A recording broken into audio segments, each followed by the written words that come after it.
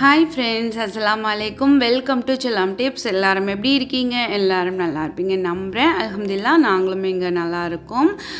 So இன்றைக்கி vlog வந்து நீங்கள் லாஸ்ட் விலாக் பார்த்துருந்தீங்கன்னா தெரியும். நாங்கள் வந்துட்டு இப்போ வெளில கிளம்புறோம் அப்படின்னு சொல்லியிருந்தேன். கொஞ்சம் ஷாப்பிங் பண்ணணும், ஏன்னா வீட்டுக்கு தேவையான திங்ஸ் எல்லாம் வாங்கணும். அதனால் பார்த்தீங்கன்னா கிளம்பியாச்சு. எல்லோரும் வந்து கிளம்பிடுவாங்க. நான் தான் வந்து எல்லாத்தையும் பார்த்துட்டு ஆஃப் பண்ணிவிட்டு நான் வந்து லாஸ்ட்டாக கிளம்புவேன். ஸோ கிளம்பி இப்போ வந்து நான் வந்து லூலுக்கு தான் வந்திருக்கேன். ஏன் அப்படின்னாக்கா எனக்கு வந்து ஒரு அயன் பாக்ஸ் தேவை, வெயிட்லெஸ்ஸாக இருக்கணும். ஆல்ரெடி என் ஹபி வச்சுருந்தது வந்து ரொம்ப ஹெவி வெயிட்டாக இருந்தது. அதனால் வந்து அயன் பாக்ஸ் வாங்கலாம் அப்படின்னு சொல்லிட்டு லூலுக்கு வந்தோம்.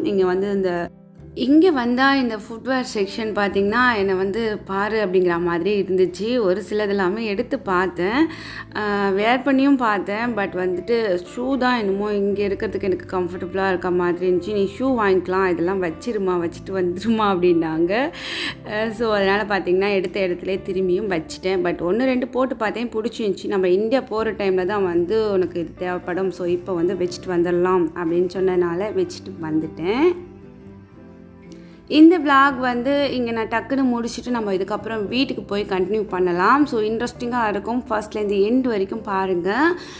ஜஸ்ட் வந்து இந்த லூலு மால் இதெல்லாம் போகிறதே பார்த்திங்கன்னா ஒரு ரெஃப்ரெஷிங்காக தான். எனக்கு வந்து அங்கே போனாலுமே வந்து எப்படி ஒரு பார்க்குக்கு போன ஒரு ஜாலி மைண்ட் இருக்குமோ அதே மாதிரி லூலு மால் அந்த மாதிரி எங்கே போனாலும் ஒரு ஹாப்பியாக இருக்கும். ஏன்னா நமக்கு ஹாப்பியாக தான் இருக்கும். ஹப்பிக்கு ஒரு வேலை வேணால் ஃபீலாக இருக்கலாம், ஏன்னா பேக்கெட் வந்து கரையுதே, பர்ஸ் வந்து கரையுதே அப்படின்னு சொல்லிட்டு. பட் நாங்கள் வந்துட்டு அதை இதை எடுத்து பார்க்குறது அப்படி ஜாலியாக இருக்கும். ஸோ இங்கே வந்ததுக்கு மெயின் ரீசன் பார்த்திங்கன்னா கொஞ்சம் வந்துட்டு பருப்பு அதெல்லாம் தீர்ந்துருச்சு.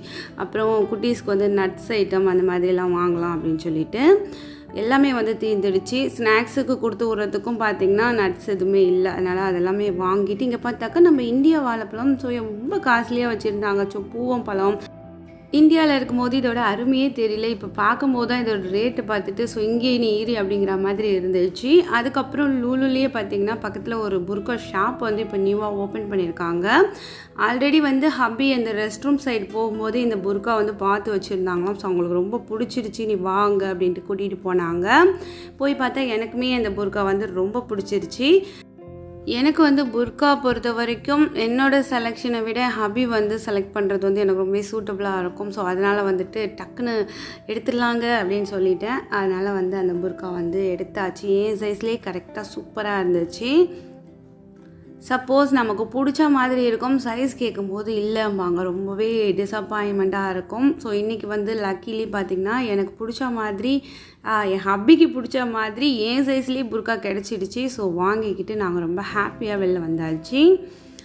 இன்றைக்கி வந்து ரொம்ப குயிக்காக எங்களோட ஷாப்பிங் முடிச்சுட்டு நம்ம வீட்டுக்கு போகிற ஐடியாவில் இருந்தோம். ஸோ ஒரு ஐஸ்கிரீமோடு நாங்கள் வந்து கிளம்பிட்டோம். இந்த புர்கா ஷாப்பில் தான் நான் வாங்கினது.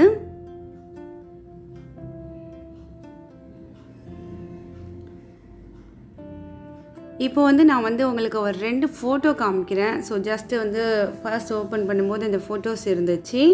இதில் வந்து ஷகீம் எது அப்படின்ட்டு கரெக்டாக சொல்லுங்கள்.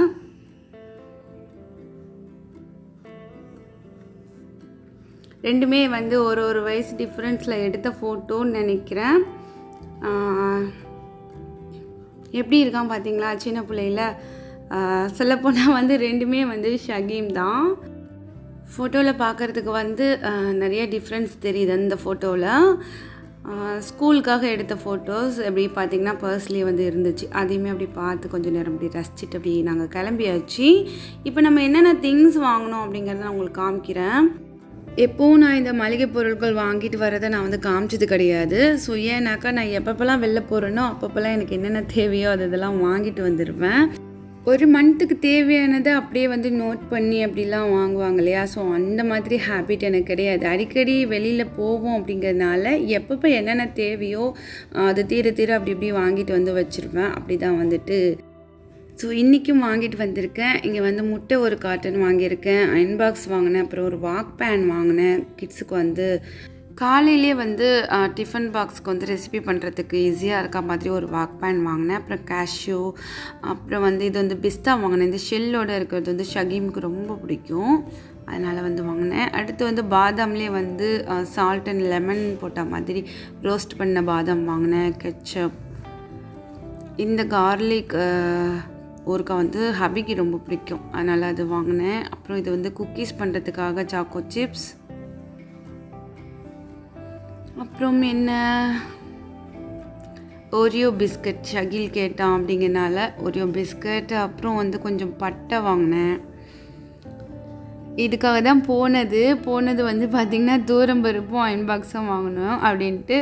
தூரம்பருப்புலேயே இன்னொரு இந்த ஆரஞ்சு கலரில் இருக்கும் இல்லையா, இதுவும் வாங்கினேன். ஸோ அப்புறம் வந்து கிவி வாங்கினேன், கிவி ஃப்ரூட். அப்புறம் கொஞ்சம் வெஜிடபிள்ஸ் வாங்கினேன், கேரட், அவரிக்காய், பீன்ஸ். இதெல்லாமே தான் வந்து பார்த்திங்கன்னா லூலுவில் வந்து வாங்கினது.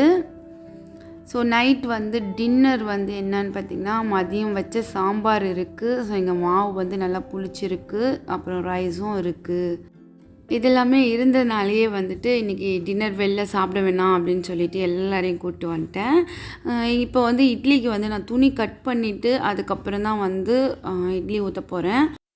என்னோடய ஹபிக்கு பார்த்திங்கன்னா இந்த துணி போட்டு சுடுற இட்லி வந்து ரொம்ப பிடிக்கும். உங்களுக்கு துணி போட்டு சுடுற இட்லி சட்டி தான் நீங்கள் சவுதிக்கு எடுத்துகிட்டு வரணும்னு சொன்னாங்க. அதனாலேயே நான் வந்து இந்த மாடலில் எடுத்துகிட்டு வந்தேன். ஸோ இதுக்கு தேவையான துணியும் பார்த்திங்கன்னா நான் வந்து இந்தியாவிலேருந்தே வாங்கிட்டு வந்துட்டேன். அப்பப்போ நம்ம மாற்றிக்கலாம் அப்படின்னு சொல்லிட்டு, கொஞ்சம் பழசாகிடுச்சுன்னா வேறு துணி கட் பண்ணிக்கலாம் அப்படின்ட்டு. அதே மாதிரி தான் அந்த துணி வந்து கொஞ்சம் கலர் சேஞ்ச் ஆகிடுச்சு, அதனால் அதை மாற்றிட்டு ஸோ இப்போ வேறு துணி வந்து கட் பண்ணிகிட்ருக்கேன். அந்த தட்டை அப்படியே வச்சுட்டு அதை விட கொஞ்சம் 1 இன்ச்சு எக்ஸஸாக இருக்க மாதிரி துணி கட் பண்ணிக்கிட்டோன்னா கரெக்டாக இருக்கும். ஸோ இப்போ இதுக்குமே நான் வந்து கட் பண்ணி எடுத்துடுறேன். இது வந்து கதர் ஷாப்பில் கிடைக்கும் இந்த துணி, காட்டன், ஃபுல் காட்டனில்.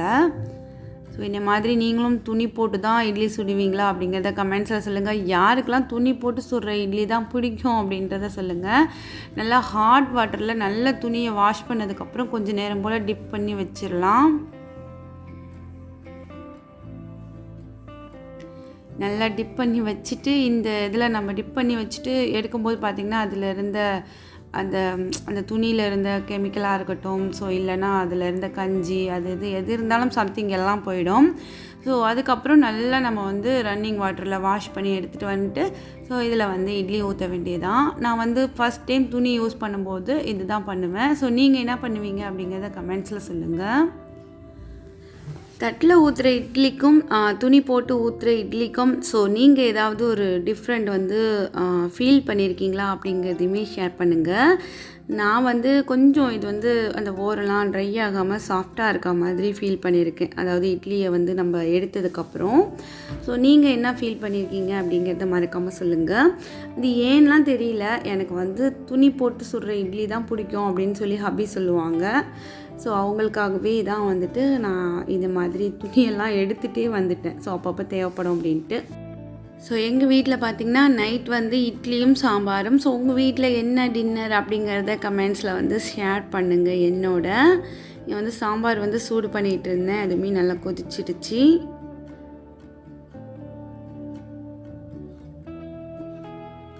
கொஞ்சம் கையோடு பார்த்திங்கன்னா ஈவினிங் டீ போட்டு அந்த பாத்திரங்கள் கிடக்கு, அது எல்லாத்தையுமே வாஷ் பண்ணிகிட்ருக்கேன்.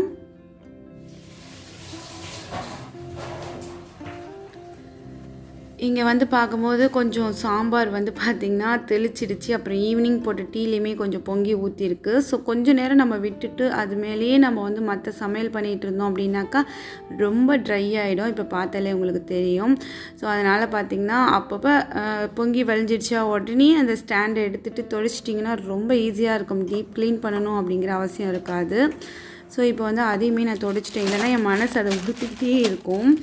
ஸோ இப்போ வாங்கிட்டு வந்த திங்ஸ் எல்லாமே பார்த்திங்கன்னா ரீஃபில்லிங் பண்ணி வச்சிடலாம். ஸோ அதுவுமே பெரிய வேலை தான் நமக்கு. பட் அந்த சவுண்டு வந்து ரொம்ப ஜாலியாக இருக்கும். அந்த கொட்டும்போது, அந்த கிளாஸ் பாட்டிலில் கொட்டும்போது உள்ள சவுண்ட், அது யாரெல்லாம் வந்து லைக் பண்ணியிருக்கீங்க அப்படின்ட்டு சொல்லுங்கள்.